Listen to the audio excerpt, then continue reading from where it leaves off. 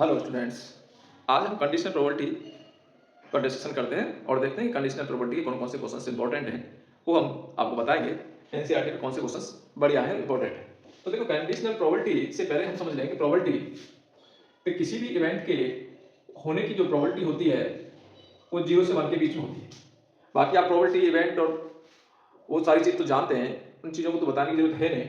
तो किसी भी इवेंट के होने की जो प्रोबेबिलिटी होती है जो 0 से 1 के बीच में होती है, मैक्सिमम प्रोबेबिलिटी आपकी 1 होती है और मिनिमम प्रोबेबिलिटी आपकी 0 होती है। 0 से कभी कम नहीं होगी और प्रोबेबिलिटी 1 से कभी ज्यादा नहीं होगी। ये नेगेटिव प्रोबेबिलिटी कभी भी नहीं आएगी। और दूसरा, किसी भी चीज के होने की प्रोबेबिलिटी और उसके ना होने की probability of A plus probability of A not, यानी ए के ना होने की प्रोबेबिलिटी, दोनों का सम 1 होता है। अगर यहां से अपने को प्रोबेबिलिटी ऑफ ए निकालनी है तो 1 माइनस पी ए नॉट कह देंगे, यानी पी ए नॉट दे रखा है तो पी ए की वैल्यू हम निकाल सकते हैं। प्रोबेबिलिटी ऑफ नॉट की निकालनी है तो 1 माइनस पी ए हो जाएगा, नहीं ए आपको दे रखा होगा। तो ये चीज तो हमने 10th क्लास में ही पढ़ ली थी।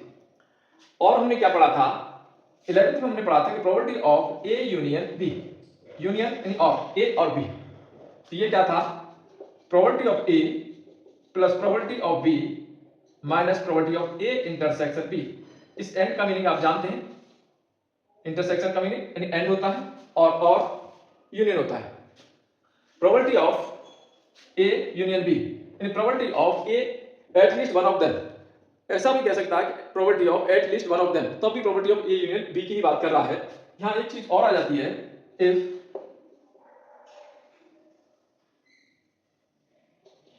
ए and B are mutually exclusive event. अगर ये कहता है कि ए और बी म्यूचुअली एक्सक्लूसिव इवेंट हैं, इसका मतलब ये है कि ए और बी में कुछ भी कॉमन नहीं है, यानी probability of A intersection B आपकी 0 है। तब आपकी probability of A union B कितना हो जाएगा, probability A plus probability of B के बराबर हो जाएगा। यानी ये हमारा 11th का है, जो 11th में हमने दो फॉर्मूले यूज किए हैं, इनका भी हम यहाँ पर यूज करेंगे। और 12th में क्या है, कंडीशनल प्रोबेबिलिटी। कंडीशनल प्रोबेबिलिटी कैसे निकालेंगे, यानी ए की प्रोबेबिलिटी निकालनी है और बी आपकी अकर है, यानी एक इवेंट बी पहले हो चुका है, उसके बाद आपको ए की प्रोबेबिलिटी निकालनी है। तो probability of A occur B या गिवन दैट बी, बी पहले से हो चुका है, तो ये कैसे होगा, ये probability of A intersection B upon probability of B आएगा। अगर ऐसे आ जाएगा प्रोबेबिलिटी बी निकालना है, ए पहले हो चुकी है, तो कैसे होगी, probability of A intersection B, तो यहां आएगा ही आएगा, नीचे आपका प्रोबेबिलिटी ऑफ ए आएगा। यानी ये दो फॉर्मूले आपके 12th क्लास के हैं, कंडीशनल प्रोबेबिलिटी के हैं। तो यहां एक प्रोबेबिलिटी पहले हो चुकी होगी, एक इवेंट पहले हो चुकी होगी, उसके बाद दूसरी इवेंट हो रही होगी, तब आपको उसकी प्रोबेबिलिटी निकालनी है। अब इस पे बेस्ड हम कुछ क्वेश्चंस देखते हैं। कुछ ये तो आपके फॉर्मूले हुए। इस एनसीईआरटी में जितने भी आपके इंपॉर्टेंट क्वेश्चंस हैं वो मैं आपको ले लेता हूं।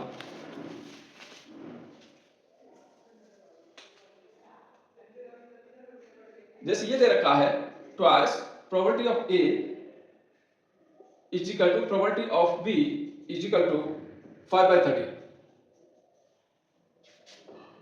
और प्रोबेबिलिटी ए की दे रखी है 20 अकर, बी पहले हो चुका है, तो ये 2/5 दे रखा है। अब यहां से प्रोबेबिलिटी बी तो हमारे पास है, प्रोबेबिलिटी ए भी आ जाएगा, यहां से निकालें तो प्रोबेबिलिटी ए कितना आ जाएगा, 2 इसके नीचे चला जाएगा, यानी 5/26।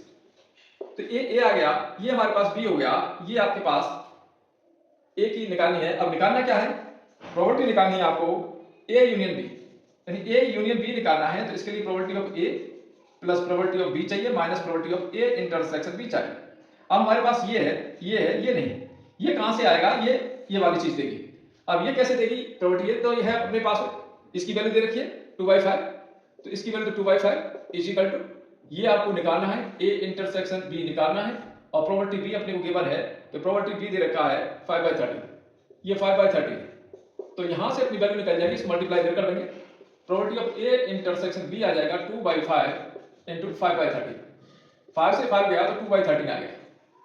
तो यहां अपन वैल्यू रख देते हैं, प्रोबेबिलिटी ए ये रहा 5/26, प्रोबेबिलिटी बी ये 5/30 माइनस, और ए इंटरसेक्शन बी 2/30 और 26 यहां एलसीएम आ गया, तो ये 5 प्लस 10 माइनस 4, तो ये आपका 15 में से 4 गया तो 11/26। तो इस तरह से हम इन फॉर्मूले का यूज करके प्रोबेबिलिटी निकाल सकते हैं। तो ध्यान ये रखना है कि कौन सी इवेंट पहले हो चुकी है वो आपकी नीचे आएगी और जिसकी निकालनी है वो ऊपर होगा।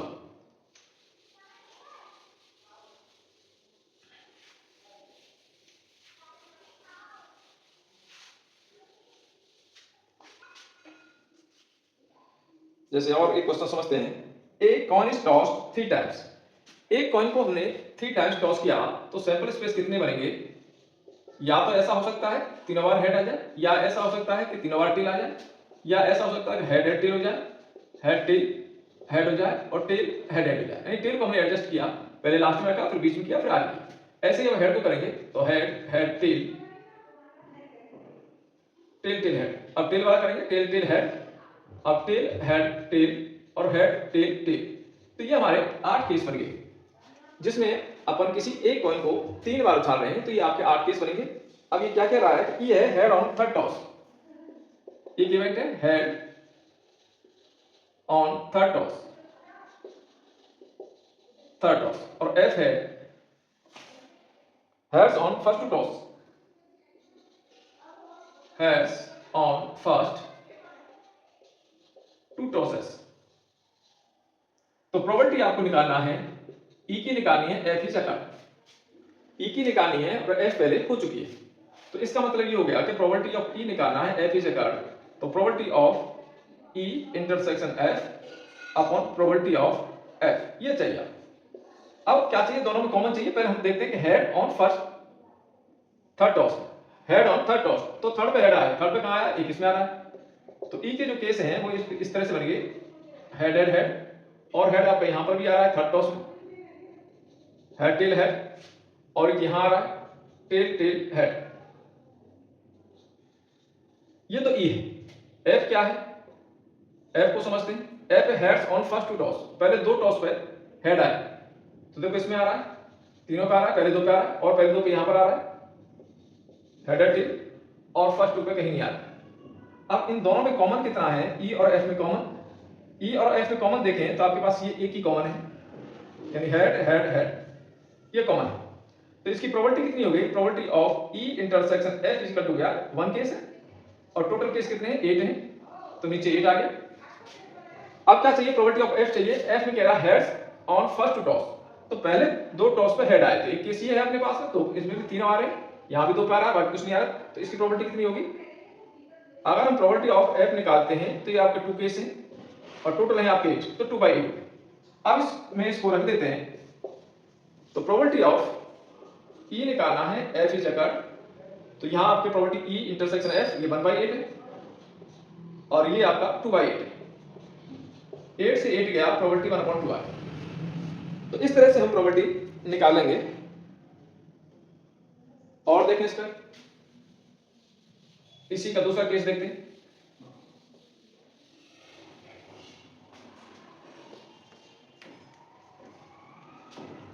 ये है एट लीस्ट 2 हेड्स। ई है एट लीस्ट 2 टेल, और एफ है at most 2 heads, at most 2 head, at most 2 head, at least 2 heads और at most 2 head, at least 2 head, 2 heads. At least 2 head और एट मोस्ट 2 हेड। तो at least 2 head का मतलब है कम से कम 2 head. तो इसमें 2 हेड भी हो सकते हैं और 3 हेड भी हो सकते हैं। तो आपको 2 और 3 वाले लिखने हैं। तो ये क्या आ गया? एट मोस्ट, एट लीस्ट वाले भी आ गए, और एट लीस्ट 2 हेड, तो 2 हेड आपके यहां भी आ रहा है, हेड हेड टेल, और इसमें भी आ रहा है हेड टेल हेड और टेल हेड हेड। कम से कम 2 हेड आए, तो कम से कम 2 में आपके 3 भी हो सकते हैं और 2 भी हो सकते हैं। यहां एफ में देखें तो एफ में आपको एट मोस्ट 2 हेड, ज्यादा से ज्यादा 2 हो सकते हैं, 2 से कम 1 हो सकता है, और एक भी नहीं हो सकता है। तो क्या क्या केस हो सकते हैं कि इसमें एट मोस्ट 2 हेड है, 2 से कम तो एक भी नहीं है, या फिर 2 होंगे या फिर 1 होगा। Head head tail, head tail head, tail head head, tail tail head, tail head tail, और हेड टेल टेल। यानी ये आ गया आपके पास, ये सारे के सारे आ गए, केवल एक हेडेड वाला रह गया। और क्या करें? इन दोनों में कॉमन देखते हैं। ई और एफ में कॉमन क्या है? केवल इसको छोड़कर बाकी सब कॉमन है। तो हेड हेड टेल है और टेल हेड, इन तीनों की तीनों ये आपके इसमें आ रहा है। अगर इसकी प्रॉपर्टी निकालें, ई इंटरसेक्शन एफ निकालें, तो हमारे पास कितने केस बने? 3 बने और टोटल कितने हैं? 8। इसकी प्रॉपर्टी हो गई। अब इसके लिए आपको क्या चाहिए? ई इंटरसेक्शन एफ चाहिए और प्रॉपर्टी ऑफ एफ चाहिए। तो एफ और निकाल लेते हैं यहां से। तो प्रॉपर्टी ऑफ एफ निकालेंगे तो एफ के अपने पास 7 केस है और टोटल है 8। अब प्रॉपर्टी ऑफ ई निकालनी है, एफ इज गिवन। तो property of E intersection F और नीचे आ गया प्रॉपर्टी ऑफ एफ। तो ई इंटरसेक्शन ऑफ एफ हमारे पास ये है 3/8 और ये कितना है? 7/8। 8 के गए तो 3/7। तो इसकी जो प्रॉपर्टी आ गई वो 3/7 आ गई। तो ये आपको समझना है कि एट लीस्ट वर्ड कहीं यूज हो रहा है तो इसका मतलब कम से कम उतना है और उससे ज्यादा भी हो सकता है। एट मोस्ट वर्ड कहीं यूज हो रहा है तो ज्यादा से ज्यादा उतना है, उससे कम हो सकता है।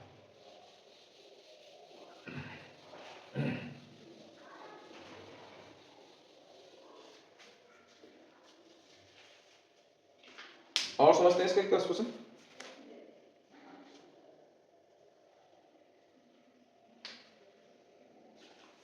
Mother father and son line up at random for a family picture.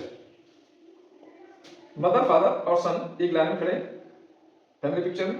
ई है son on one end, E है son on one and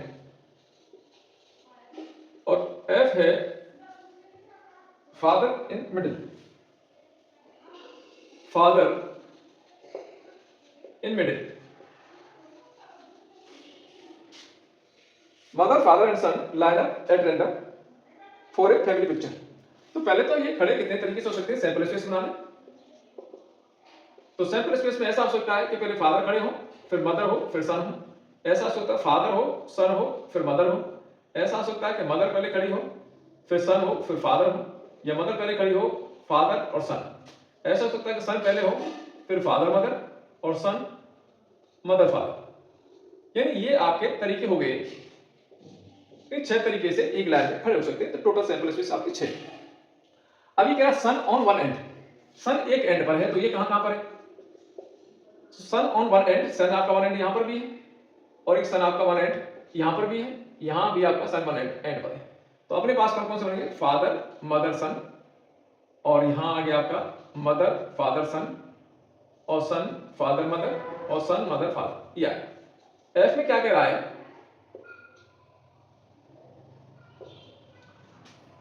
F ये कह रहा है कि father in middle, father middle में है। तो फादर आपका मिडिल एक तो यहां आ रहा है और एक इस केस में आ रहा है। तो मदर फादर सन और सन फादर मदर, बीच में 2 तरीके से आ रहा है। अब दोनों में कॉमन क्या है? ई और एफ में कॉमन क्या है?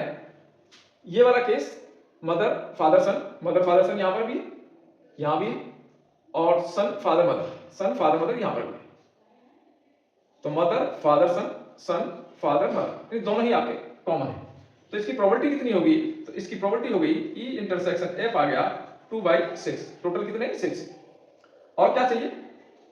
प्रॉपर्टी ऑफ एफ चाहिए। एफ में आपके 2 हैं और टोटल है 6। अब चाहिए आपको प्रॉपर्टी ऑफ ई निकालनी है, एफ इज गिवन। तो property of E intersection F upon property of F. E intersection हमने निकाल दिया 2/6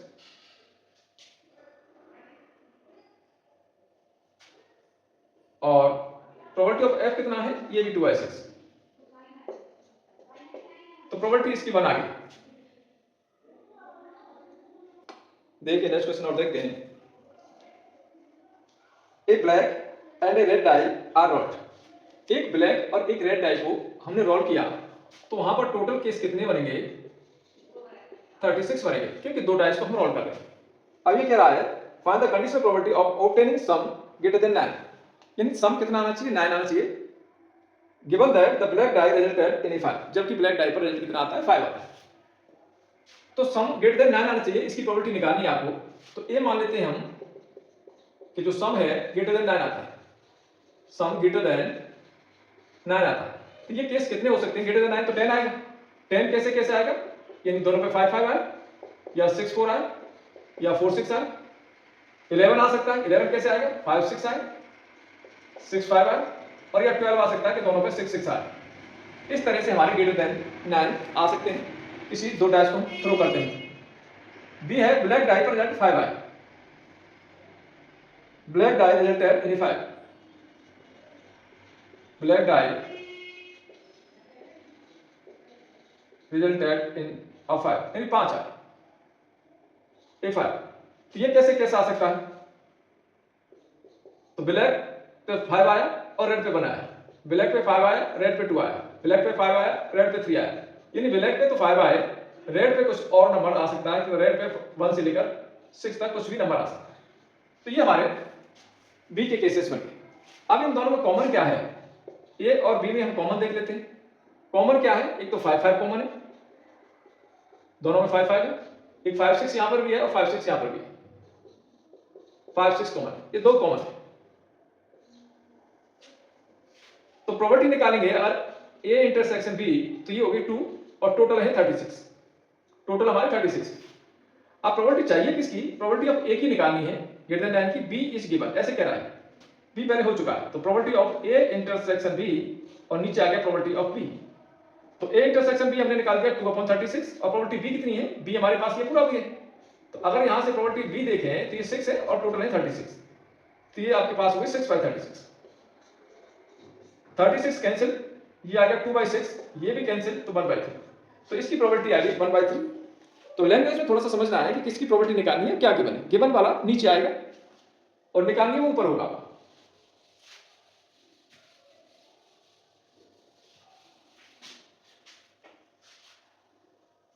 ए फेयर डाई इज रोल्ड, एक फेयर डाई को हमने रोल किया, कंसीडर इवेंट, ये हमने एक इवेंट कंसीडर किया, इसमें 1 3 5 आता है, एफ एक दूसरा है, इसमें 2 और 3 आता है, और जी तीसरा इवेंट है, इसमें 2 3 4 5 आता है। तो इसमें आपके 3 केस हैं, 2 केस तो ये चाहिए तो आप कर लो, कोई दिक्कत है ही नहीं। थर्ड केस में बता रहा हूं कि प्रॉपर्टी ऑफ निकालनी है आपको, ई यूनियन एफ निकालना है, जी इज गिवन, इस तरह से कहना। तो इसका मतलब ये हो गया कि प्रॉपर्टी ई यूनियन एफ बोलते हैं, तो प्रॉपर्टी ऑफ ई और जी इसके नीचे आ जाएगा, प्लस प्रॉपर्टी ऑफ एफ और जी इसके नीचे भी जाएगा, minus property of E intersection F और जी इसके नीचे जाएगा। इसको जब सॉल्व करेंगे तो कैसे आएगा? प्रॉपर्टी ऑफ ई इंटरसेक्शन जी, ई का निकालना है, जी इज गिवन, जी, तो नीचे आ जाएगा property of G, plus property F intersection G और नीचे आ जाएगा property of G, minus property of E intersection F intersection G और नीचे आ जाएगा प्रॉपर्टी ऑफ जी, इस तरह से। ई इंटरसेक्शन एफ, ई और जी, ई और जी में कॉमन देखें, ई हमारे पास ये और जी ये रहा, इन दोनों में 3 कॉमन है और 5 कॉमन है, तो 2 ही कॉमन है, टोटल आपके केस 6 है, तो 2/6 हो गई इसकी प्रॉपर्टी। और जी की अगर प्रॉपर्टी निकाले हैं तो जी हमारे पास 4 है, तो ये 4/6 आ गई, प्लस एफ और जी में कॉमन, एफ और जी में 2 3 2 ही कॉमन है, तो इसकी प्रॉपर्टी 2/6 और जी की तो आपकी 4/6 है, माइनस तीनों में कॉमन क्या है, एक 3 ऐसा है जो तीनों में कॉमन है, एक 1 ही कॉमन है, तो 1/6 और जी की प्रॉपर्टी 4/6, तो यहां 6 कैंसिल आपका तीनों केसेस में, तो ये आ गया 2/4 प्लस 2/4 माइनस 1/4, ऐसे में हो गया आपका 4, तो 2 + 2 - 1, तो ये हो गया 3/4। तो इस तरह से हमारी इसकी प्रॉपर्टी निकल गई। ये थोड़ा सा अलग सा क्वेश्चन था। तो ये वीडियो आपको कैसी लगी कमेंट में जरूर बताएं, और कोई दिक्कत हो किसी भी एक्सरसाइज में और किसी का कंसेप्ट समझना है तो बताएं, उसको हम वीडियो बना देंगे, बड़े छोटे से ही पर उसके हम वीडियो बना देंगे।